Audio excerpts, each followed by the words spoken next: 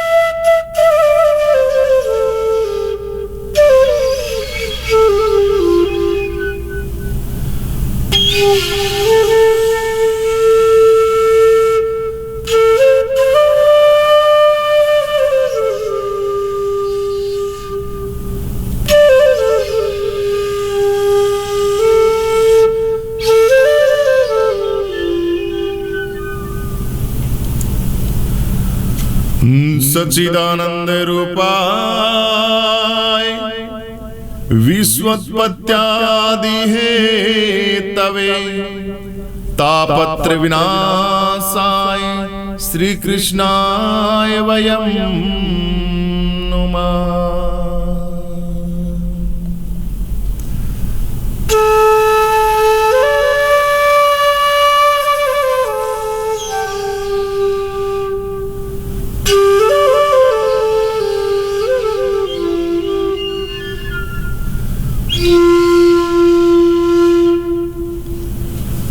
प्रभु पिता परमेश्वर सच्चित आनंद स्वरूप ईश्वर का भजन करना चाहिए। सुबह सुबह प्रभात के अंदर जब वृंदावन के अंदर पावन सतली के अंदर लाखों की तादाद में करोड़ों की तादाद में भगत डोलते हैं, तो उन पावन पावन सतली के अंदर 84 कोस की परिक्रमा के अंदर हमेशा निरंतर ये मुरली बजती रहती है और यही मुरली अखंड हमारे हृदय में बजती रहती है, जिसको हम कभी सुनते नहीं, जिसकी तरफ कभी हम चलते नहीं, जिसकी तरफ कभी हम रुख ही नहीं करते, मुख ही नहीं करते। उस मुरली को सुनना चाहिए।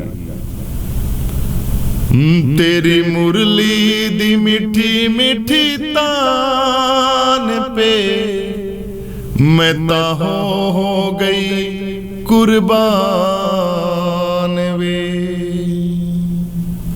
आत्मा अजर अमर है जब वो मुरली की तान सुनती है। तेरी मुरली दी मीठी मीठी तान पे मैं ता हो गई कुर्बान। ऐसी मधुर बांसुरी की ध्वनि श्री बांके बिहारी लाल कन्हैया लाल निरंतर अखंड मंडलाकार परम पिता परमेश्वर की प्यारी ध्वनि हमेशा हमारे ब्रह्म केंद्र के अंदर, ब्रह्म कुंड के अंदर, ब्रह्म मंदिर के अंदर यहां बजती रहती है।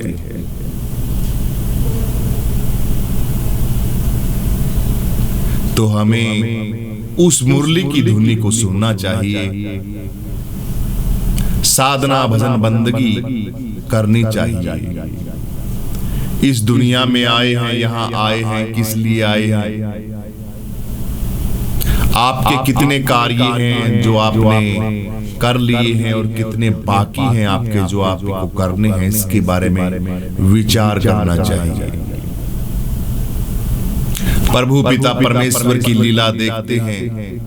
श्रीमद् भागवत कथा ज्ञान ये गंगा के अंदर भगवान की लीला अखंड निरंतर कितने सुंदर तरीके से चलती रहती है।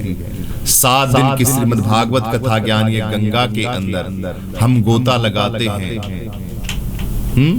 कितना परम आनंद, परम स्नेह, प्रेम, परम धाम की बातें, सच्चित आनंद स्वरूप परम पिता परमेश्वर की कथा के अंदर कितना आनंद आता है।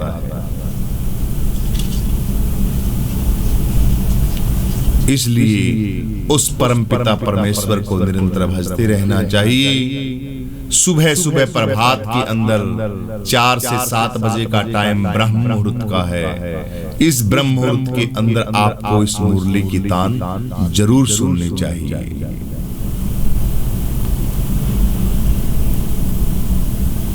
पशुओं की तरह नहीं होना चाहिए। जो काम हम कर रहे हैं वो पशु पक्षी भी कर रहे हैं, फिर हम में और उनमें अंतर क्या हुआ? क्या अंतर हुआ? हम बच्चे पैदा करते हैं तो पशु पक्षी भी बच्चे पैदा करते हैं। हम घर बनाते हैं तो पशु पक्षी भी बनाते हैं। हम धन संचय करते हैं खाने पीने के लिए तो चींटी पता नहीं कितना अनाज इकट्ठा करती है। हम मकान बनाते हैं तो बैया कितना छोटा सा पक्षी है, कितना सुंदर घर बनाता है, हमारे से भी बहुत खतरनाक सुंदर घर बनाता है। तो ये कोई बड़ी बात नहीं हुई। बड़ी बात ये है कि हमने हमारी जिंदगी के अंदर किया क्या। पीछे मुड़ के देखें तो मन को सुकून होना चाहिए, आत्मा को सुकून होना चाहिए कि हमने कुछ किया है।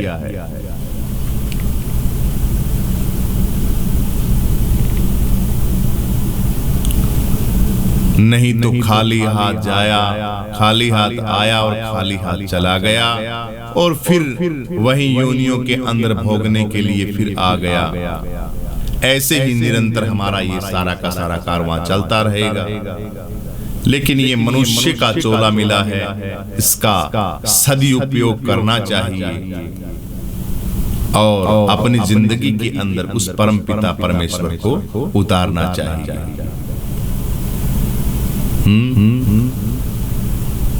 सुबह सुबह प्रभात के अंदर ब्रह्म मुहूर्त के अंदर ब्रह्म वेदी मंत्र का उच्चारण करना चाहिए।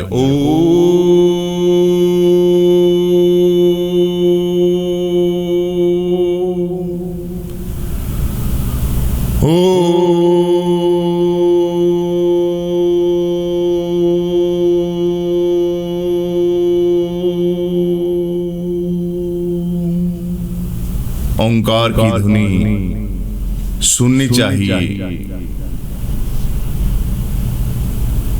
तब पता लगेगा आपको कि हम क्या है, हमारा स्वरूप क्या है।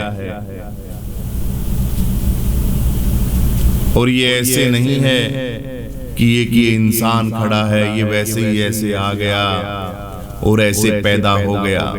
अरे इसका स्वरूप प्रभु पिता परमेश्वर स्वयं इसके अंदर विराजमान रहते हैं, इसी का अंश है ये। अपनी ताकत को पहचाना नहीं, अपने से दूर हो गया, अपने आप को कभी जाना नहीं।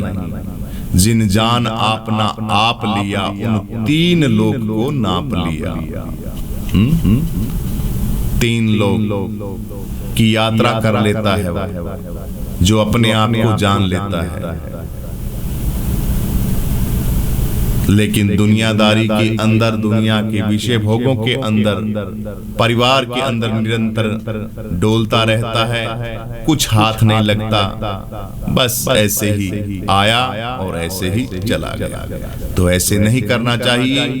प्रभु पिता परमेश्वर की भक्ति के अंदर निरंतर 10, 15, 20 मिनट, आध घंटा ब्रह्म मुहूर्त के अंदर इस प्यारी सी बांसुरी की धुनी को सुनना चाहिए।